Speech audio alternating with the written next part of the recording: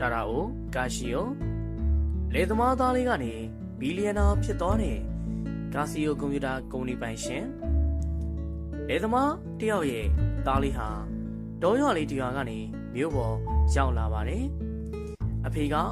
ဒုက္ခဆင်းရဲခံပြီးကြောင်းထားပြီးလို့ပညာကိုကြိုးစားသင်ပါတယ်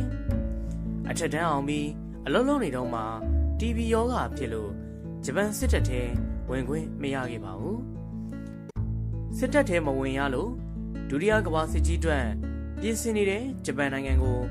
စီးပွားရေးနဲ့တစ်ဖက်တစ်လမ်းကကူညီဖို့လမ်းစာရှာပါတယ်ကိုပိုင်စက်ရုံလေးတရုံကိုအိမ်ပြီးမှအဖီလေးချပြီးထူထောင်လိုက်ပါတယ်နောက်တော့လျှက်စစ်ကဏ္ဍပေါင်းဆက်ကိုတီထွင်လိုက်ပါတယ်နောက်ပိုင်းမှာ electronic ပစ္စည်းအများပြားကိုတီထွင်ထုတ်လုပ်ပြီးကမ္ဘာကိုတင်ပို့ဖြန့်ချီပါတယ်ကမ္ဘာကလေးစားရတဲ့အင်ဂျင်နီယာတီထွင်ပညာရှင်စီးပွားရေးလုပ်ငန်းရှင်ကြီးဖြစ်လာခဲ့ပါတယ်သူနာမည်ကတော့တာတာအိုကာရှီယိုပါကာစီယိုကွန်ပျူတာကုမ္ပဏီကိုတည်ထောင်ခဲ့သူပါတာတာအိုကို1918ခုနှစ်နိုဝင်ဘာလ18ရက်နေ့ကဂျပန်နိုင်ငံကူရီတမူရာမြို့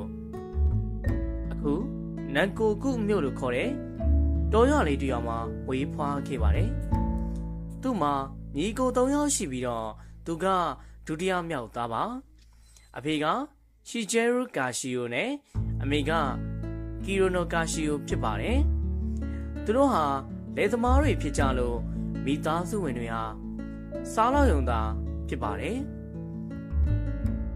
1923ခုနှစ်ကဂျပန်နိုင်ငံမှာမြင်းကလေးရဲ့ကြီးစားတစ်ခုလှုပ်ခတ်သွားခဲ့ပါတယ်ဂျပန်နိုင်ငံရဲ့မြို့တော်တိုကျိုမြို့မှာ